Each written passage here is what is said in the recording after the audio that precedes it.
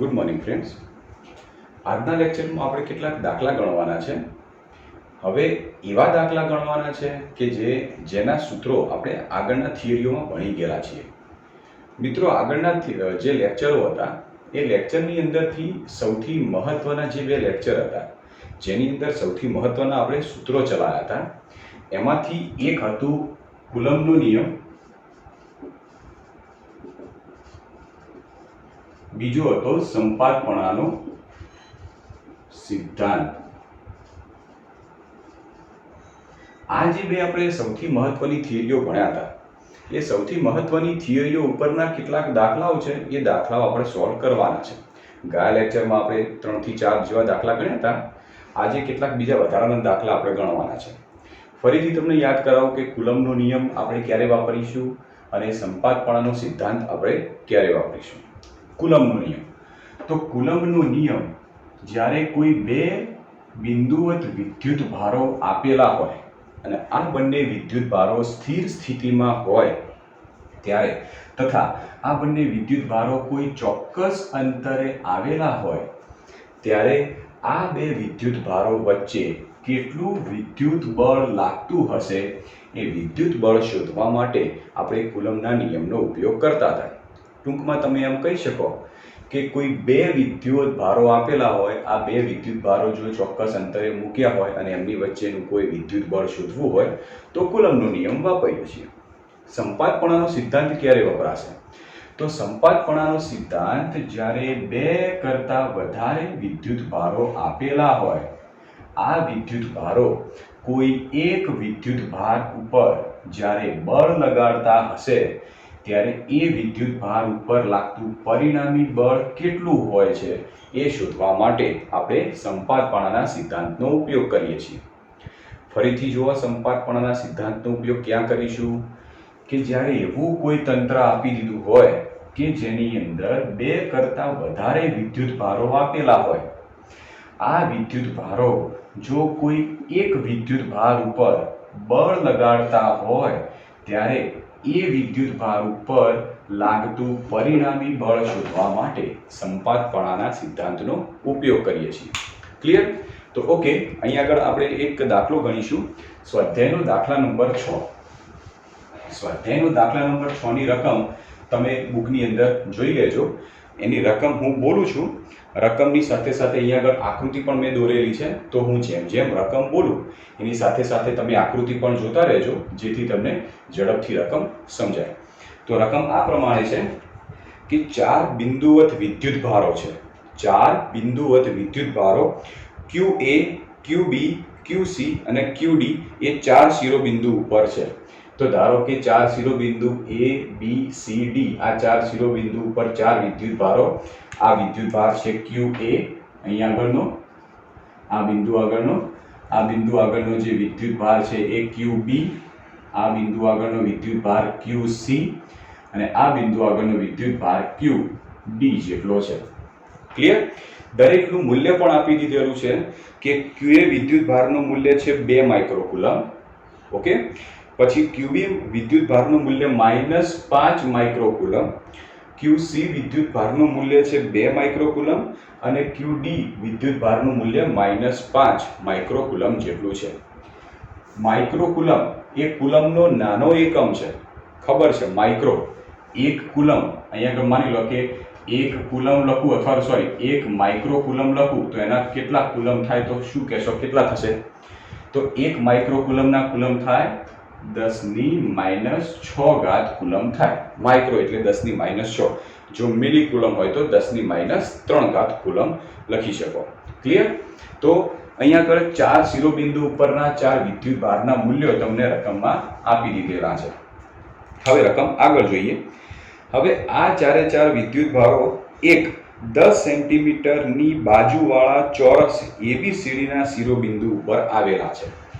આ જે 4 વિદ્યુત ભારો રહ્યા, QA, QB, QC અને QD, આ બધા જ વિદ્યુત ભારો એક ચોરસ છે કે જેની બાજુનું માપ 10 સેન્ટીમીટર છે.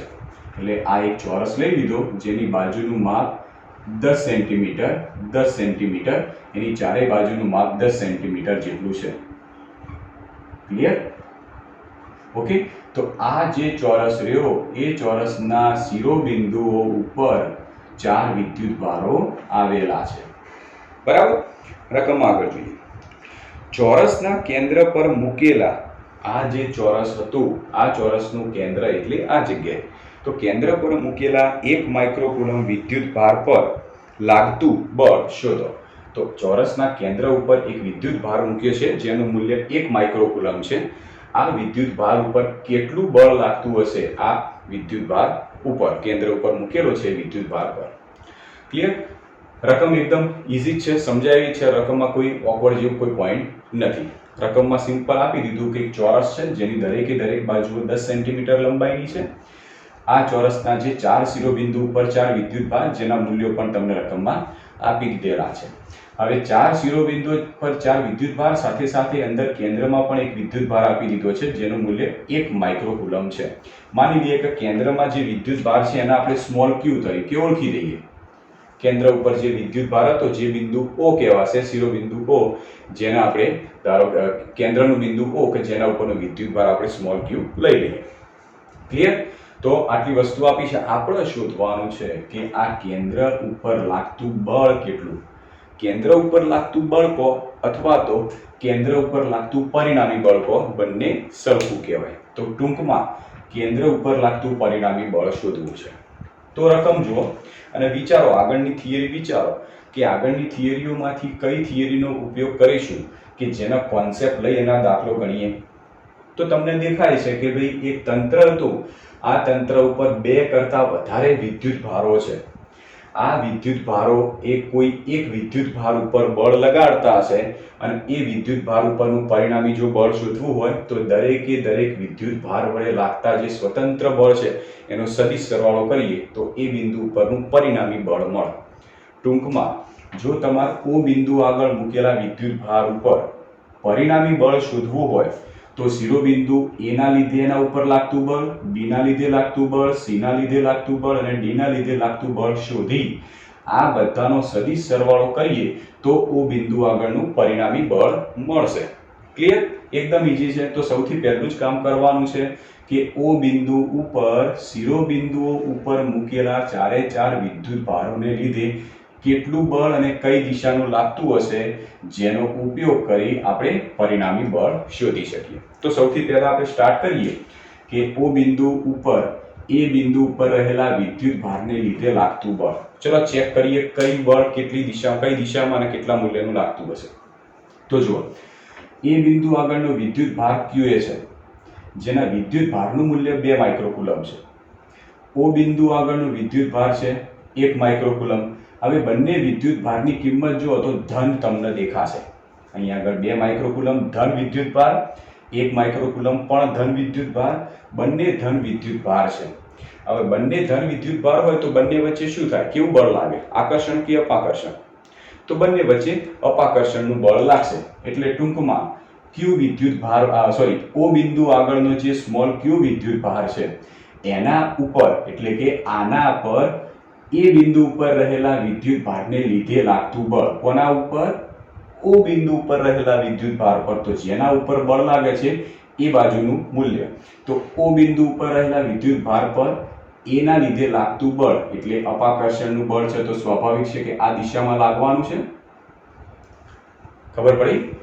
O બિંદુ આગળનું વિદ્યુત ભાર ધન, A બિંદુ આગળનો વિદ્યુત ભાર પણ ધન, તો માટે બંને ઉપર પરસ્પર અપાકર્ષણનું બળ લાગશે તો સ્વાભાવિક છે કે O બિંદુ આગળ બળ આ દિશામાં લાગશે.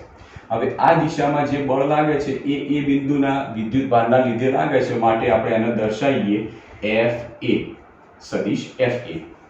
ક્લિયર? ચલો હવે B બિંદુ આપણે સેમ સામે આવીએ. સામેની કિંમત એટલા માટે આવીએ કારણ કે બંને શિરોબિંદુ ઉપરના વિદ્યુત ભારના મૂલ્યો જો અસમાન છે. તો હવે આપણે C બિંદુ આગળના વિદ્યુત ભારને લીધે O બિંદુ આગળના વિદ્યુત ભાર પર લાગતું બળ શોધી કાઢીએ. હવે આ બંને વિદ્યુત ભાર જુઓ, બંને વિદ્યુત ભારની કિંમત કેવી છે? ધન છે. બંને વિદ્યુત ભાર ધન છે માટે આ બંને વિદ્યુત ભાર ઉપર અપાકર્ષણનું બળ લાગશે. તો C ના લીધે O બિંદુ આગળના વિદ્યુત ભાર પર આ દિશામાં બળ લાગશે. ઓકે, એ બળને આપણે કહીએ FC સદિશ. ક્લિયર? સેમ આવી રીતે બી અને ડી ઉપરના વિદ્યુત ભારને લીધે લાગતા બળો જોઈ લઈએ. તો બી બિંદુ આગળનું વિદ્યુત ભારનું મૂલ્ય માઇનસ એટલે ઋણ છે. ઓ બિંદુ આગળના વિદ્યુત ભારનું મૂલ્ય ધન છે. તો આ બંને અસમાન વિદ્યુત ભારો થઈ ગયા. અસમાન વિદ્યુત ભારો થશે તો એમની વચ્ચે પરસ્પર આકર્ષણનું બળ લાગશે. તો સ્વાભાવિક છે કે ઓ બિંદુ આગળ બી તરફ જતી દિશામાં બળ લાગશે. તો આવી દિશામાં બળ લાગશે જેને આપણે કહીએ એફ બી. બરાબર છે. ચાલો સેમ આવી રીતે ડી બિંદુ આગળ જે વિદ્યુત ભાર રહ્યો એના લીધે ઓ બિંદુ આગળનું બળ શોધી કાઢીએ. ડી બિંદુ આગળ જે વિદ્યુત ભાર છે એનું મૂલ્ય માઇનસ છે. ઓ બિંદુ આગળ જે વિદ્યુત ભાર છે એ ધન છે. તો એક ઋણ વિદ્યુત ભાર એક ધન વિદ્યુત ભાર તો પરસ્પર આકર્ષણનું બળ લાગશે જેના લીધે ઓ બિંદુ આગળ જે વિદ્યુત ભાર રહ્યો એ ડી તરફ જતી દિશામાં એના ઉપર બળ લાગશે જેની કિંમત એફ ડી જેટલી હશે. ક્લિયર? તો સૌથી પહેલું કામ આપણે શું કર્યું કે બધા જ શિરોબિંદુઓ ઉપરના જે વિદ્યુત ભારો હતા આ વિદ્યુત ભારોને લીધે ઓ બિંદુ આગળના સ્વતંત્ર સદિશ બળો શોધી કાઢ્યા. સ્વતંત્ર સદિશ બળો એટલે કે એ બિંદુ આગળનો જે વિદ્યુત ભાર સ્વતંત્ર હતો જે આના ઉપર એક બળ લગાડતો હતો F A, બી બિંદુ આગળનો વિદ્યુત ભાર ઓ બિંદુ આગળ F B, સી બિંદુ આગળનો વિદ્યુત ભાર ઓ બિંદુ આગળ F C અને ડી બિંદુ આગળનો વિદ્યુત ભાર ઓ બિંદુ આગળ F D દિશામાં બળ લગાડતા હતા. તો બધાના સદિશ બળ શોધી કાઢ્યા. તો હવે આ ઓ બિંદુ આગળનું પરિણામી બળ કેટલું હશે? આ બધા બળોના સદિશ સરવાળા જેટલું હશે. એટલે ટૂંકમાં એમ તમારે લખવું હોય તો લખી શકાય કે ઓ બિંદુ આગળનું પરિણામી બળ એટલે F બરાબર બધા જ બળોનો સદિશ સરવાળો. એટલે પહેલું બળ એક બળ F A, બીજું બળ વત્તા F B વત્તા F C વત્તા F D. આ સદિશ સરવાળો કરો, આના અંદર કિંમતો મૂકો અને આપણે પરિણામી બળ શોધવાનું છે. સિમ્પલ દાખલો છે. તો આપણે જે આ પ્રોસેસ કરી એ પ્રોસેસનું અંદર વર્ણન કરીએ. પણ જો તમે દાખલાની અંદર ધ્યાનથી સમજ્યા હોય તો એક પોઈન્ટ તમે જોયો કે ચોરસના સામ સામેના શિરોબિંદુઓ A અને C અથવા તો B અને D લઈ લો. સામ સામેના શિરોબિંદુઓ જે રહ્યા એના ઉપરના વિદ્યુત ભારનું મૂલ્ય જુઓ તો સમાન છે. એનો મતલબ શું થતો હશે કે એ બિંદુના લીધે ઓ બિંદુ ઉપર જે બળ લાગતું હશે F A અને સી બિંદુ આગળના વિદ્યુત ભારને લીધે ઓ બિંદુ આગળ બળ લાગતું છે F C. બંનેના વિદ્યુત ભારના મૂલ્યો સમાન છે. સાથે સાથે O થી C સુધીનું અંતર અને O થી A સુધીનું અંતર પણ સમાન છે. હવે અંતર સમાન હોય, વિદ્યુત ભારો પણ સમાન હોય તો લાગતા બળો પણ કેવા થાય? સમાન થશે. તો ટૂંકમાં કહી શકાય કે F A અને F C આ બંને બળોના મૂલ્યો સમાન થાય. ક્લિયર? ચલો સેમ એવી રીતે B અને D બિંદુ આગળના વિદ્યુત ભારો જુઓ. બંનેના મૂલ્યો જુઓ -5 માઇક્રોકુલમ -5 માઇક્રોકુલમ બંને સમાન છે. તો એના લીધે શું થશે? આ -5 માઇક્રોકુલમ ઓ બિંદુ આગળ જે બળ લગાડશે જેટલા મૂલ્યનું હશે એટલા જ મૂલ્યનું ડી બિંદુ આગળ રહેલો વિદ્યુત ભાર ઓ બિંદુ આગળ લગાડતો હશે. એટલે ટૂંકમાં FB અને FD આ જે બંને બળો રહ્યા એના મૂલ્યો પણ સમાન થઈ જશે. તો આ જે બળો સમાન થયા એ વિગત આપણે આખી અંદર લખીએ. તો સૌથી પહેલું કામ આપણે શું કરીએ કે A અને C આ બંને બિંદુઓ આગળના વિદ્યુત ભારના મૂલ્યો સમાન છે તથા આ બંને શિરોબિંદુઓ ઓ બિંદુથી સમાન અંતરે હોવાથી તેમના લીધે લાગતા બળોના મૂલ્યો પણ સમાન થાય. તો પહેલો પોઈન્ટ લખીએ આપણે. બિંદુ A અને C પરના વિદ્યુત ભારના મૂલ્યો સમાન અને તે કેન્દ્રથી સમાન અંતરે આવેલા હોવાથી તેમના લીધે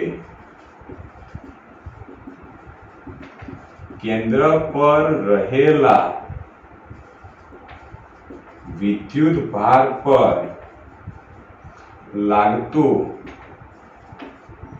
વિદ્યુત બળનું મૂલ્ય પણ સમાન થાય. બરાબર. બંને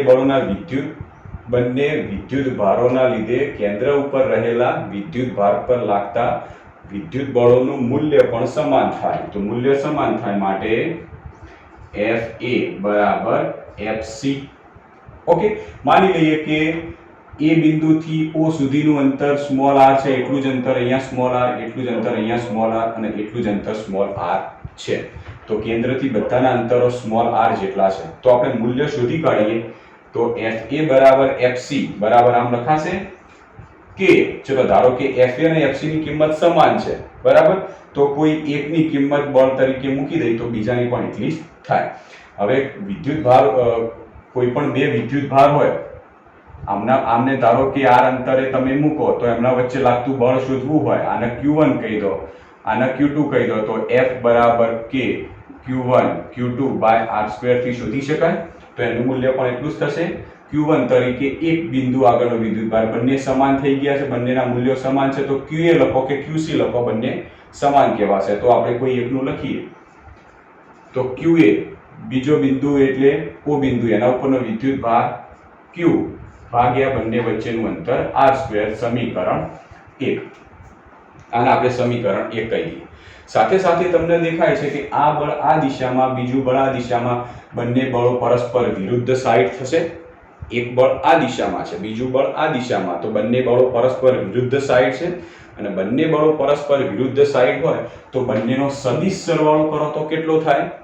તો બંનેનો સદિશ સરવાળો કરીએ એટલે કે FA વત્તા FC, તો બંનેનો સદિશ સરવાળો કેટલો થશે? 0. કેમ? કારણ કે બંનેના મૂલ્યો સમાન છે, બંને પરસ્પર વિરુદ્ધ સાઈડ છે, તો સદિશ સરવાળો હંમેશા કેવો થશે? 0. તો સોરી, આપણે આને સમીકરણ નંબર 1 આને કહી દઈએ સમીકરણ નંબર 1. ક્લિયર? સેમ પ્રોસેસ કરીએ હવે B અને D બિંદુ માટે આવી જ રીતે. તો B અને D બિંદુ માટેની જો ગણતરી કરીએ તેમાં પણ સેમ આ જ રીતે લખીએ કે બિંદુ B અને બિંદુ D ઉપરના વિદ્યુત ભારો છે એ સમાન છે, તથા આ બંને વિદ્યુત ભારો એ કેન્દ્ર ઉપર રહેલા વિદ્યુત ભારથી સમાન અંતરે આવેલા છે. માટે આ બિંદુઓના લીધે કેન્દ્ર ઉપર રહેલા વિદ્યુત ભાર પર લાગતું વિદ્યુત બળ પણ કેવું થશે? સમાન થાય. તો સેમ આવી રીતે બીજી પ્રોસેસ લખીએ કે બિંદુ B અને બિંદુ D પર રહેલા વિદ્યુત ભારો સમાન મૂલ્યના અને કેન્દ્રથી સમાન અંતરે આવેલા છે. તેથી આ બિંદુઓ પરના વિદ્યુત ભારને લીધે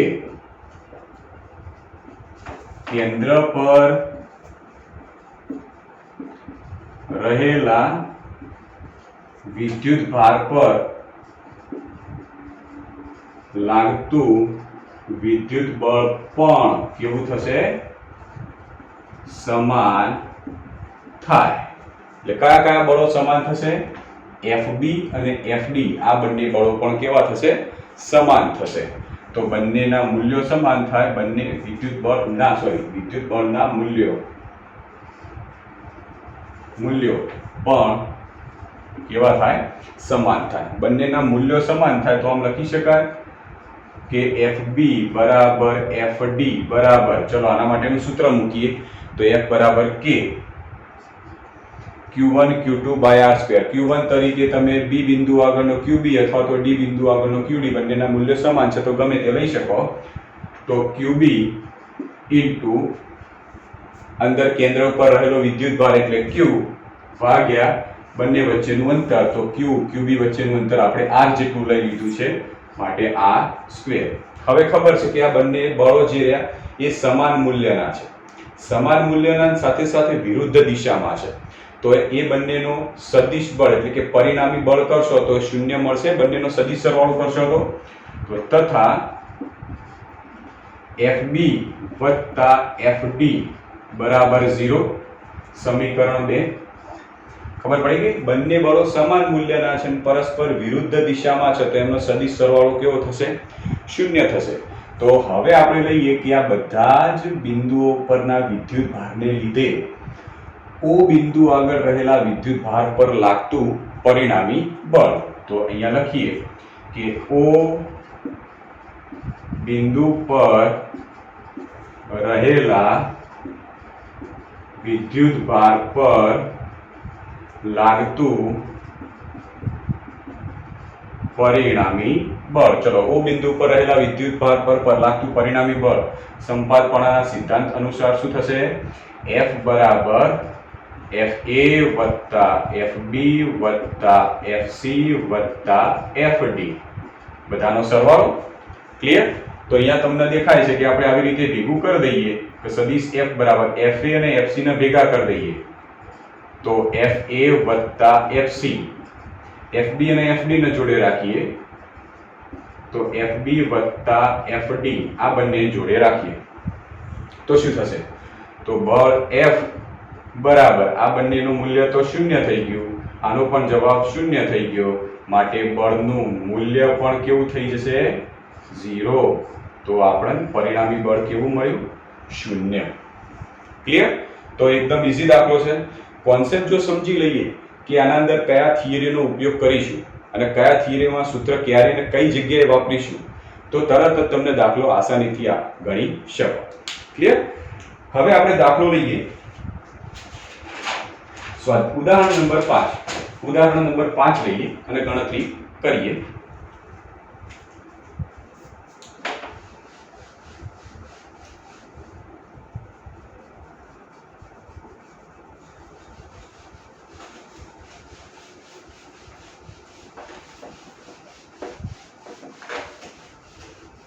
ઉદાહરણ નંબર જે 5 છે એની રકમ મિત્રો બહુ મોટી છે, બહુ લાંબી રકમ છે, માટે આપણે એની રકમ પણ લખતા નથી. હું રકમ એકવાર વાંચી જાઉં છું, પહેલા એની આકૃતિ દોરી કાઢું છું. આકૃતિ દોરીને પછી રકમ જ્યારે વાંચીશ તો તમે આકૃતિને જોશો એટલે તમને રકમ પણ ઝડપથી સમજાશે. તો એની આકૃતિ આવી રીતની છે. ઉદાહરણ નંબર 5.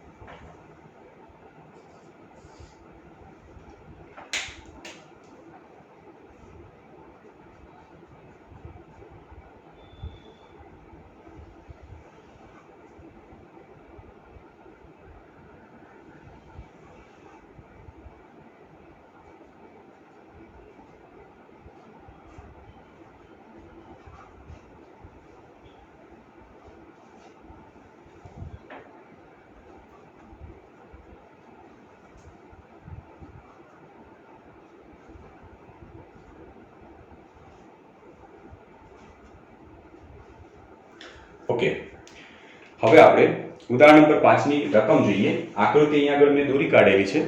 રકમ એકવાર સમજીશું. રકમ જો સાથે સાથે આકૃતિ રકમ સાંભળી અને આકૃતિ જોજો તો તરત તમને ખબર પડશે કે શું આપેલું છે અને કેવી રીતે આપણે ગણવાનું છે. જો ધાતુના વિદ્યુત ભારિત ગોળા એને નાયલોનની દોરી વડે લટકાવેલ છે. આકૃતિ એમાં દર્શાવ્યા મુજબ અવાહક હાથા વડે પકડેલ બીજા વિદ્યુત ભારિત ગોળો બી એ એની નજીક એવી રીતે લાવવામાં આવે છે કે તેમના કેન્દ્રો વચ્ચેનું અંતર 10 સેન્ટીમીટર હોય.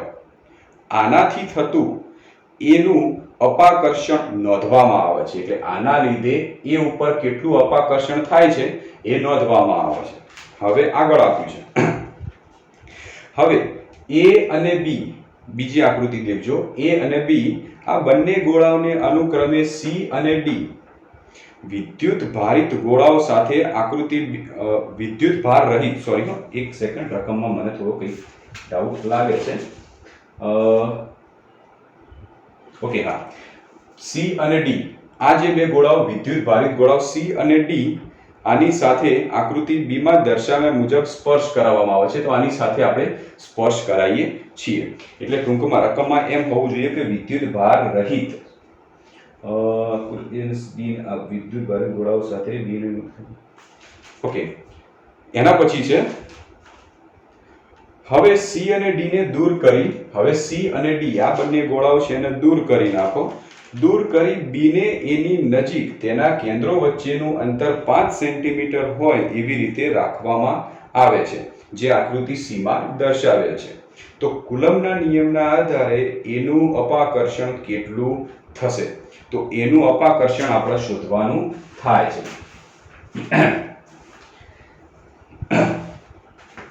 હવે જો રકમમાં થોડી ભૂલ જેવું લાગે છે, કારણ કે રકમમાં એમ આપ્યું છે કે પોઈન્ટ ભૂલ ક્યાં છે કે બે વિદ્યુત ભારિત ગોળાઓ એ અને બી છે. આ બંને વિદ્યુત ભારિત ગોળાઓને પહેલા 10 સેન્ટીમીટર અંતરે રાખી એ ઉપર લાગતું અપાકર્ષણ બળ આપણે શોધવાનું છે.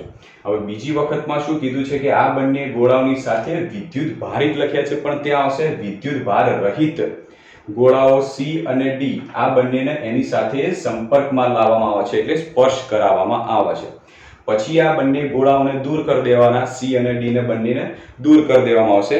દૂર કર્યા પછી આ બંને જે ગોળાઓ જે પહેલા 10 સેન્ટીમીટર અંતરે હતા હવે 5 સેન્ટીમીટર અંતરે લાવીએ તો આ બંને વચ્ચે કેટલું અપાકર્ષણનું બળ લાગે અથવા તો એ ઉપર કેટલું અપાકર્ષણનું બળ લાગશે. તો આપણે તમને ખ્યાલ હશે કે ભાઈ આવા પ્રકારનો આપણે એક દાખલો આગળ ગણી ગયા, બરાબર. એ દાખલામાં પણ સેમ આવું જ હતું કે બે ગોળાઓ હતા, એમાંથી એક વિદ્યુત ભાર વગરના ગોળાને પહેલા એ સાથે સ્પર્શ કરાવતા હતા, પછી એને બી સાથે સ્પર્શ કરાવતા હતા, પછી દૂર કરી દઈ એ અને બી વચ્ચે કેટલું બળ લાગતું હતું એ આપણે શોધતા હતા. હવે તમને રકમ જુઓ તો રકમની અંદર એવું આપ્યું છે કે એ અને બી આ બંને ગોળાઓ વિદ્યુત ભારિત છે. બંને ઉપર કેટલો વિદ્યુત ભાર છે એ નહીં આપ્યો, તો ધારી લઈએ કે એ ઉપરનો વિદ્યુત ભાર માની લો કે QA જેટલો છે અને B ઉપરનો વિદ્યુત ભાર QB છે. હવે આ બંને ઉપરનો વિદ્યુત ભાર અહીંયા આગળ QA અને QB, અહીંયા આગળ ધ્યાન રાખજો મેં QB માઈનસ નહીં લીધા. જો માઈનસ લઉં, કેમ માઈનસ લેવાને બદલે મેં ધન લીધા? કારણ કે અંદર એવું કીધું છે કે બે ગોળાઓ A અને B આ બંનેને જ્યારે 10 સેન્ટીમીટર અંતર રાખીએ છીએ ત્યારે એ ઉપર લાગતું અપાકર્ષણનું બળ નોંધવામાં આવે છે. અપાકર્ષણ ક્યારે લાગશે? કે બંને વચ્ચેના વિદ્યુત ભારો સમાન હશે તો જ. તો આના આપણે QA ધન લઈ લઈએ તો QB ની કિંમત પણ ધન લઈ લઈએ. હવે બીજી સ્થિતિમાં શું કરીએ છીએ? આ બંને આ રીતે રાખી અને એમ બંનેનું વચ્ચેનું બળ આપણે પહેલા નોંધી કાઢીએ, જેને આપણે કહીએ FA અથવા તો F કહી દઈએ. ચલો F. ઓકે, બંને વચ્ચેનું પહેલા બળ આપણે શોધી કાઢીશું. પછી શું કરવાનું કે QA વિદ્યુત ભાર હતો, એના આપણે કોઈ બીજા ગોળા સાથે કે જે વિદ્યુત ભાર વગરનો છે એની સાથે સંપર્કમાં લાવીએ તો શું થશે? તો શું ઘટના બનશે સંપર્કમાં લાવીએ તો જો યાદ કરો વિદ્યુત ભારિત પદાર્થને વિદ્યુત ભારિત કરવાની રીતો, એમાં આપણે જોયું હતું કે પદાર્થને વિદ્યુત ભારિત ક્યારે કરી શકાય? કે ક્યાં તો ઘસીને, ક્યાં તો સંપર્ક કરાવીને, ક્યાં તો પ્રેરણની રીતે. તો અહીંયા આગળ જુઓ કે બંને જે ગોળાઓ હતા એ બંને ગોળાઓને સંપર્કમાં લાવીશું તો શું થવાનું છે? એક ઉપરથી વિદ્યુત ભાર બીજા ઉપર જવાની પ્રક્રિયા ચાલુ થઈ જશે. એટલે ટૂંકમાં બંને ગોળાઓ વિદ્યુત ભારિત થવા મળશે. એક ઉપર વિદ્યુત ભાર QA હતો, બીજા ઉપર શૂન્ય વિદ્યુત ભાર હતો, તો એકમાંથી ઇલેક્ટ્રોન કૂદીને બીજા ઉપર જશે તો બીજા ઉપરનો વિદ્યુત ભાર ઘટવા માંડવાનો અને સાથે સાથે બીજા એક પહેલો ગોળો હતો એના ઉપર વિદ્યુત ભાર વધતો જશે. તો આ પ્રક્રિયા ક્યાં સુધી ચાલે જશે કે જ્યાં સુધી બંને ઉપર સમાન વિદ્યુત ભાર ના થાય ત્યાં સુધી. તો સમાન એટલે કેટલો થશે? QA ઉપરનો QA/2 સેમ QC ઉપરનો પણ કેટલો થશે? QA/2. તો આના ઉપરનો પણ કેટલો થઈ જશે? QA/2. એવી જ રીતે B જે ગોળો રહ્યો, અહીંયા B જે તમને ગોળો દેખાય છે એ B ગોળા ઉપરનો વિદ્યુત ભાર QB હતો. હવે જ્યારે એને વિદ્યુત ભાર વગરના ગોળા D સાથે સંપર્કમાં લાવીશું તો સ્વાભાવિક છે કે ઇલેક્ટ્રોન ટ્રાન્સફર થવાની પ્રક્રિયા શરૂ થઈ જશે, એટલે કે બંને ગોળા વિદ્યુત ભારિત થવાની પ્રક્રિયા ચાલુ થઈ જશે. વિદ્યુત ભારિત થશે એટલે ક્યાં સુધી આ પ્રક્રિયા ચાલુ રહેશે? જ્યાં સુધી બંને ઉપરનો વિદ્યુત ભાર સમાન ના થાય ત્યાં સુધી. સમાન એટલે કેટલો થશે? અહીંયા આગળનો QB છે તો QB/2, આના ઉપરનો પણ કેટલો? QB/2. તો બંને ઉપર QB/2 ના થાય ત્યાં સુધી. હવે થોડા સમય પછી શું કરીએ કે આ બંને ગોળા C અને D ને કાઢી દઈએ. C અને D ને કાઢી દેશો તો સ્વાભાવિક છે કે A ગોળા ઉપર તો QA/2, B ગોળા ઉપર QB/2 વિદ્યુત ભાર છે. તો A ગોળા ઉપરનો તો વિદ્યુત ભાર QA/2, B ગોળા ઉપરનો વિદ્યુત ભાર QB/2 જ મળવાનો છે. પણ આ બંને ગોળાઓને 5 સેન્ટીમીટર જેટલા અંતરે રાખીએ. હવે આ ગોળા A ઉપર કેટલું અપાકર્ષણનું બળ લાગશે જેને આપણે F' કહીએ, આનું મૂલ્ય શોધવાનું છે. આવડશે? સિમ્પલ દાખલો છે. સૌથી પહેલી પ્રોસેસમાં શું કરીશું કે આ બંને ગોળાઓને જો 10 સેન્ટીમીટર અંતરે રાખીએ તો એના ઉપર લાગતું બળ શોધી કાઢીએ. પછી જ્યારે આવી રીતે સંપર્કમાં લઈ અને વિદ્યુત ભારિત કરવાની રીત કરીશું તો વિદ્યુત ભાર બદલાઈ જશે અને અંતર પણ બદલાઈ જાય તો ફરીથી બીજું બળ શોધીશું. તો દાખલાની આપણે શરૂઆત કરીએ. આપણે QA અને QB એ બે નામ આપેલા છે તો એનો પણ ઉલ્લેખ કરીએ. તો સૌપ્રથમ પહેલું લખીએ કે સૌપ્રથમ ગોળા A અને ગોળા B પરનો વિદ્યુત ભાર અનુક્રમે QA અને QB છે. સૌપ્રથમ આ બંને ગોળા ઉપરનો વિદ્યુત ભાર આપણે લઈ લીધું, QA અને QB છે. તેમને 10 સેન્ટીમીટર અંતરે રાખતા તેમની વચ્ચે લાગતું અપાકર્ષણનું બળ અથવા તો અપાકર્ષણનું વિદ્યુત બળ, ચલો આપણે એનું નામ આપી દઈએ સંજ્ઞા F. એનું મૂલ્ય કેટલું હશે? તો મૂલ્ય લઈએ તો F બરાબર સૂત્ર લઈએ K Q1 તરીકે પહેલો વિદ્યુત ભાર એનું મૂલ્ય, તો એનું મૂલ્ય લઈએ આપણે QA. Q2 તરીકે બીજો વિદ્યુત ભાર એનું મૂલ્ય લઈએ તો એ આવશે QB ભાગ્યા બંને વચ્ચેનું અંતર. માની લઈએ કે જે 10 સેન્ટીમીટર છે એના આપણે સંજ્ઞા R સ્વરૂપે દર્શાવી દઈએ. બરાબર? તો એમની વચ્ચેનું અંતર એટલે R². સમીકરણ 1. ક્લિયર? તમે 10 પણ મૂકી શકો અને એના બદલે કોઈ સંજ્ઞા R પણ દર્શાવી શકો. હવે શું થાય છે કે જ્યારે A અને B ની સાથે વિદ્યુત ભાર વગરના ગોળા સ્પર્શ કરાવવામાં આવે છે ત્યારે બંને ઉપરનો વિદ્યુત ભાર કેવો થઈ જાય છે? અડધો. તો એ પોઈન્ટ વિશેની આપણે થોડી ચર્ચા કરીએ. જ્યારે ગોળા A ની સાથે ગોળો વિદ્યુત ભાર રહિત ગોળો C તથા ગોળા B ની સાથે વિદ્યુત ભાર રહિત ગોળો D સ્પર્શ કરાવવામાં આવે છે ત્યારે ગોળા A અને ગોળા B પરનો વિદ્યુત ભાર અડધો થઈ જાય, અડધો એટલે કે અનુક્રમે QA/2 અને QB/2 થાય છે। ક્લિયર? તો ખ્યાલ આવી ગયો કે ભાઈ A અને B ની સાથે C અને D કે જે વિદ્યુતભાર વગરના ગોળાઓ છે જે સંપર્કમાં લાવીશું તો શું થવાનું છે કે બંને ઉપરનો વિદ્યુતભાર અડધો થઈ જાય છે। તો બંને ઉપરનો વિદ્યુતભાર QA/2 અને QB/2 થઈ ગયું। હવે ત્રીજી પ્રોસેસમાં શું કરવાનું છે કે ત્રીજાની અંદર આ બંને વિદ્યુતભારોના ગોળા રહ્યા એમને 5 સેન્ટીમીટર અંતરે રાખવાના।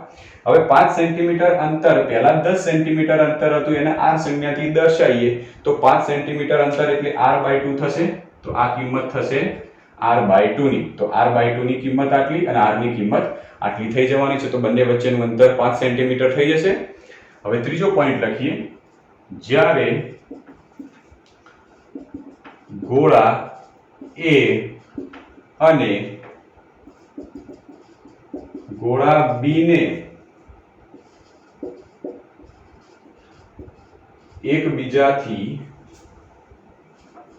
r/2 જેટલા અંતરે લાવવામાં આવે છે ત્યારે તેમની વચ્ચે લાગતું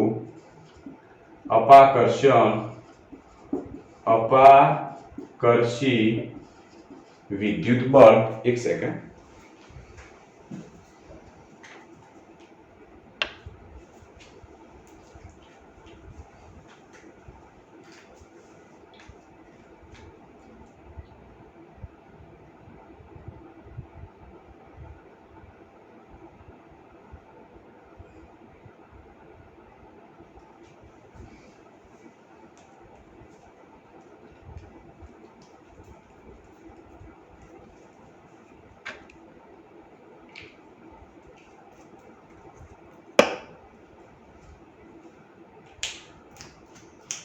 ચલો તો એમની વચ્ચે લાગતું અપાકર્ષી બળ જેના આપણે નામ આપીએ F ડેશ।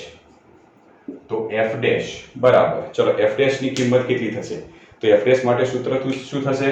F ડેશ બરાબર K Q1 તરીકે A ગોળા ઉપરનો વિદ્યુતભાર, તો એ થઈ જશે QA/2, B ગોળા ઉપરનો વિદ્યુતભાર QB/2, તો આ થશે QB/2 છેદમાં બંને વચ્ચેનું અંતર તો r/2, તો બંને વચ્ચેનું અંતર થઈ જશે r²/4। અથવા તો આના કેવી રીતે લખાય? આના લખવું હોય તો કે QA/4 છેદમાં r²/4, 4 કેન્સલ, તો વધ્યું શું? બરાબર, therefore F ડેશ બરાબર K QA/r² વધ્યા। હવે તમને સમીકરણ 1 ઉપરથી જુઓ કે QA QB/r² બરાબર તો બળ F હતું, તો આના બદલે લખી શકીએ કે therefore F ડેશ બરાબર F, એટલે પહેલા જેટલું બળ હતું એટલું જ અપાકર્ષી બળ રહેશે। બરાબર, તો એકદમ ઈઝી દાખલો છે।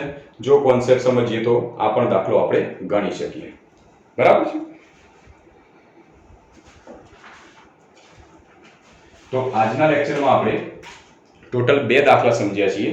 આ બંને દાખલા એ કુલમ્બનો નિયમ અને સંપાતપણાનો જે સિદ્ધાંત હતો આ બંનેના ઉપરથી ગણેલા કેટલાક 2 દાખલાઓ હતા। હવે આવા દાખલાઓ તમારા ધ્યાનમાં જેટલા આવે એટલાની પ્રેક્ટિસ કરતા રહો, અને જો કોઈ દાખલો તમને સમજણ ના પડે તો તમે કમેન્ટની અંદર લખી અને મોકલી શકો છો। Okay, thank you.